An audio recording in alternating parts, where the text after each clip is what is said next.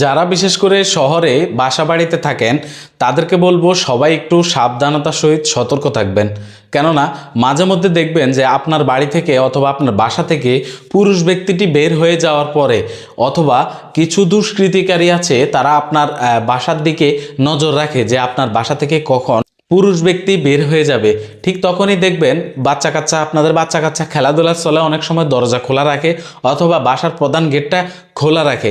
তখন তারা সেই সুযোগে সাহায্য নেবার ভান করে আপনার বাসা বাড়িতে ঢুকে দেখবেন একাধার আপনার কলিং বেলে বেল মারতে থাকবে অথবা দরজা টোকাইতে থাকবে।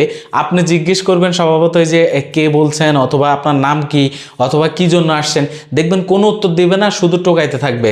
তখন বুঝতে পারবেন যে সে একটা কোনো খারাপ উদ্দেশ্যে এসেছে। অবশ্যই এদেরকে আসলে কি বলবো, মানে বাসার দরজা না খোলার জন্য অনুরোধ রইল। কেননা আপনি বিপদে পড়ে কাউকে সাহায্য করবেন, অবশ্যই সাহায্য পথে ঘাটেও চাওয়া যায়। এইভাবে মানুষের বাসা বাড়িতে এসে আসলে মানুষের কাছে সাহায্য চাওয়াটা কতটা যুক্তিযুক্ত অথবা কতটা যৌক্তিক সেটা আমি জানি না। আপনারা অবশ্যই মতামত কমেন্টে জানাবেন।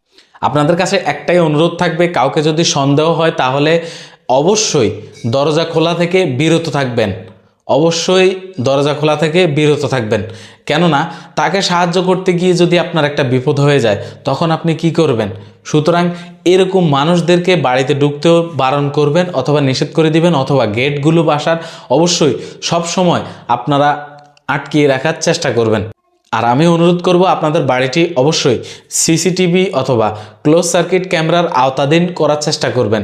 কেননা ঘটনা হয়ে যাওয়ার পরও সেখানে অনেক রেকর্ড থেকে থাকে, ফুটেজ থেকে থাকে। ওই ফুটেজ পর্যালোচনা অথবা বিশ্লেষণ করে যখন আপনি পুলিশে মামলা করতে যাবেন তখন আপনার জন্য অনেকটাই সহজ হয়ে যাবে। সুতরাং ভিডিওটা অনেক গুরুত্বপূর্ণ, বেশি বেশি শেয়ার করে দিবেন মানুষকে সতর্ক করার জন্য।